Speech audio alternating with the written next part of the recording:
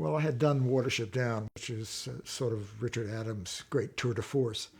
And because of the success of that picture, I looked at that book and I felt it was such an intriguing project, undoable, of course, that I felt I had to look at it anyway. And the more I looked at it, the more I studied it, the more I liked it and felt that I probably could make it. Two realms. One, make it creatively and make it financially, get the financing in which to do it. And so I negotiated for the rights and did get them. I didn't realize how difficult a project it would be, ultimately. But one never does. We can go through it, Ralph. They'd only bring us back. We can do it. We can get out of here. It's safe in here. I don't mean out of your kennel. I mean out of here. The whole place. Talking dogs in a serious picture. People are not really used to, at that time, this was a long time ago, we're not used to having animated characters in difficult situations. And because we're so tuned into having dogs as pets, it was hard to see them in a situation where they were, in effect, prisoners and being tested. And that was one of the major challenges.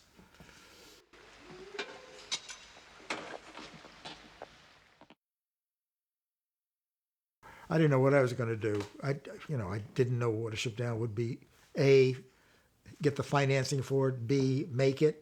As you know, we had to redo it. And then 3, whether Watership Down would be successful enough to be able to generate sufficient interest to get financing for it.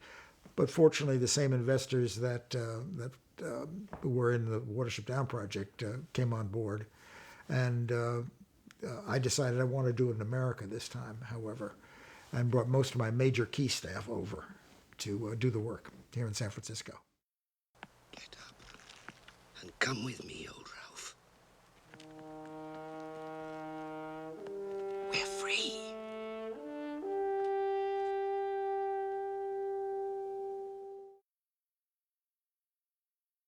I think it was very loyal and very tuned to what the book was. Richard Adams, who passed away just recently, as many authors feel, the book is the book, and anything other than the book is almost not worthy of discussion. But I think he respected the book. I think he respected the work I was trying to do, and we maintained a cordial relationship during the shooting. Look, Ralph, look. Everything's so still in there. If I was in there, covered over, my head would be cool. Things would keep still. Actually, you're interpreting what the original author says, and you think you know what he's saying, and you try very hard to show that on film. On the other hand, there's a lot of stuff in the book that you don't really agree with or feel is right, like the ending. I felt that the ending was too convenient. The dogs were rescued at the last minute and all that. I expect that would have been much more satisfying to an audience. I just felt it just couldn't happen.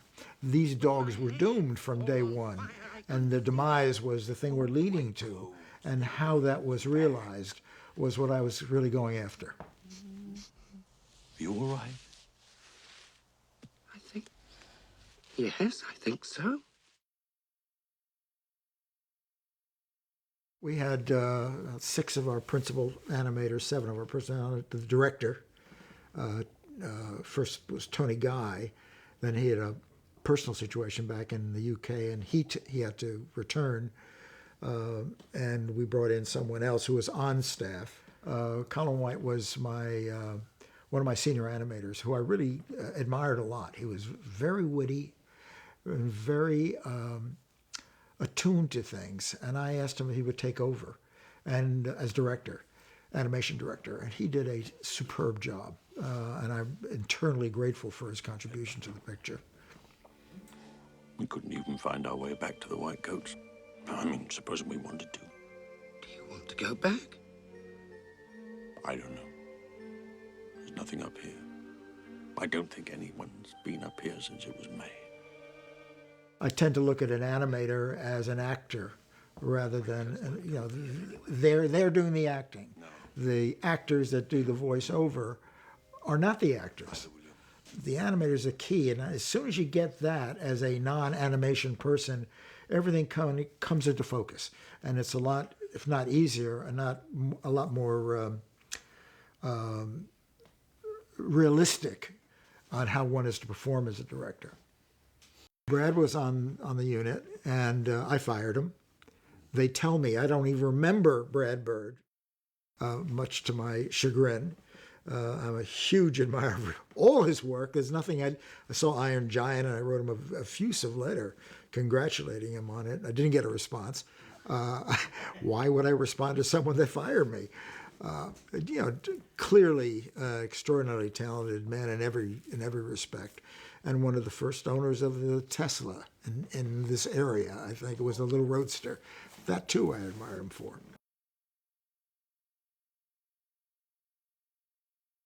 It's pretty grim in most respects, particularly the lab scenes had to be a very dark tone. And even when they escaped from the lab, you couldn't suddenly celebrate it because they were going from a certain doom to probable doom. And you had to, when I say things like this, I have to say, why did I make this picture? How many people would enjoy seeing this? The answer was not enough. It got a considerable amount of acclamation, but the audiences did not go. And I recall we were playing at a cinema up in Seattle, very fine cinema, the Egyptian.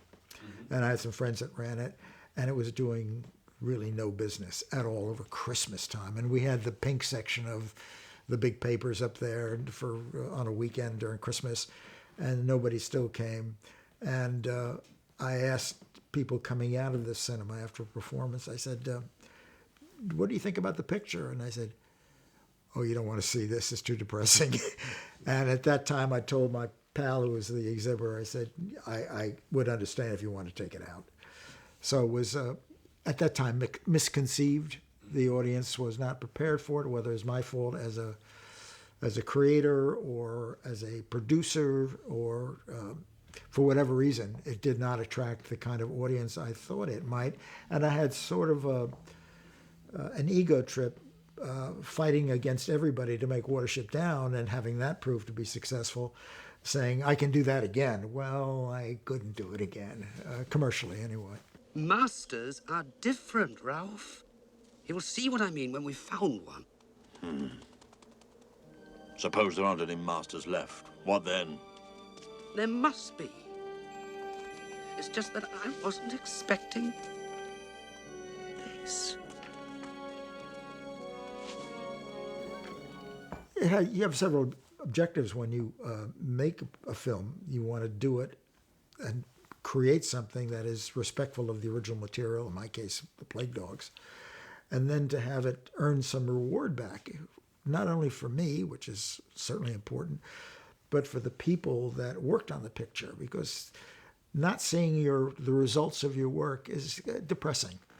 And that proved to be a difficult part of it. They said, when is it coming out? We showed it in the UK.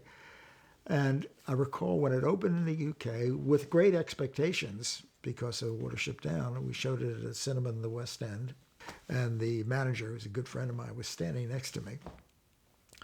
And these two ladies walked up the stairs, and because we were standing aside, they said to us, any one of you young men responsible for this picture? And said, he made it. And one of the women said, how can you do that to those dogs? And hit me with her umbrella. And I said, this is not going to go well. So it was an augury of the future. But as I said, I mean, it opened in the West End, huge things and signs in Piccadilly, 24 sheets announcing it, and everybody had great expectation for it, but it didn't do its job. It's got this green collar, Jack. Nothing on it but a number. Let's put it in the back of the car line and get it off the road. Bloody hell. I delivered this very difficult film that was in opposition to everything all our conceptions about dogs and animals, nice, and animation. Always funny, always nice.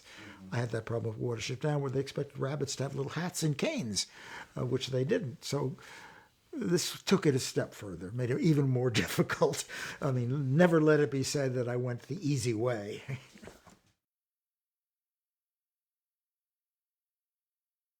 I was encouraged to, because of the lack of distribution success of the film, is to cut one particular segment out, which I thought was very important, where the dogs are being tracked by a hunter, and as he takes his shot, he falls, and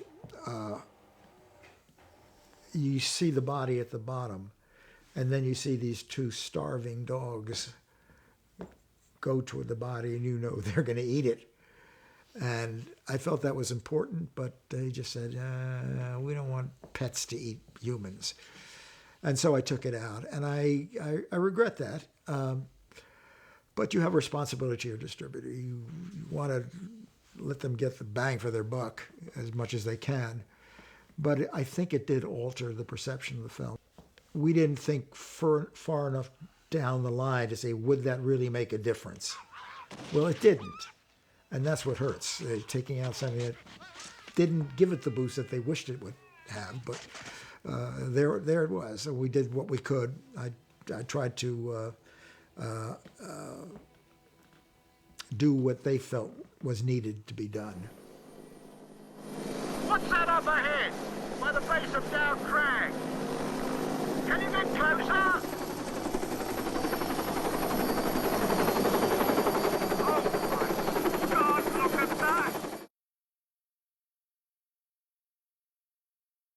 I thought the music was terrific. Pat Gleason did the music, and he's a wonderfully talented composer.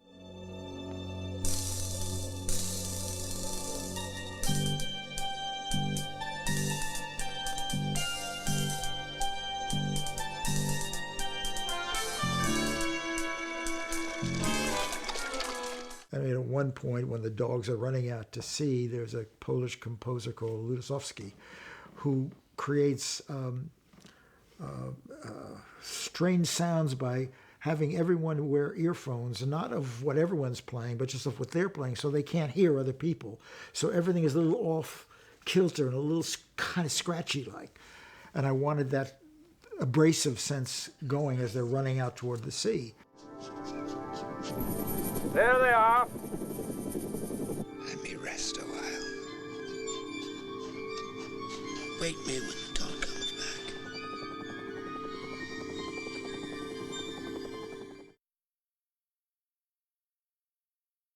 I mean, I was talking about the treatment of animals in laboratories, and there's been a lot of improvement in that area, considerable improvement, and government control over things and government lying. Well, we know about that these days quite a bit. So certainly those aspects of the film generated a degree of interest and probably would generate more interest today. But you don't think about that. I mean, I just loved the book. I felt it was important. We'll do what they're doing. Don't you see? And then the man will take us home with him. Oh, what luck! My master used to throw sticks or a ball. Well, they like you to run about and do things. Well, this man uses sheep instead of sticks, that's all. Oh, we'll show him, Ralph. We'll show him. The dogs were such interesting characters, how they changed during their escape. They changed personalities. One dog never felt anything good was happening. The other, yes, we're going to find the right master. And then little by little it turned around until they met their predestined fate out in the Irish Sea. Can't seem to move my legs anymore. Well, keep going. Try. I have to say, though, of the films that I've made, I am most proud of that film. I am most proud of The Plague Dogs. I think it did exactly what I wanted it to do. I got wonderful performances from John Hurt and the other people there. It was just a delight to work with everybody, and however dark it might be, it is the picture I intended to make. There it is.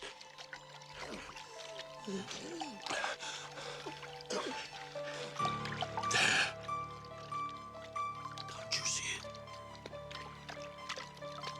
Our island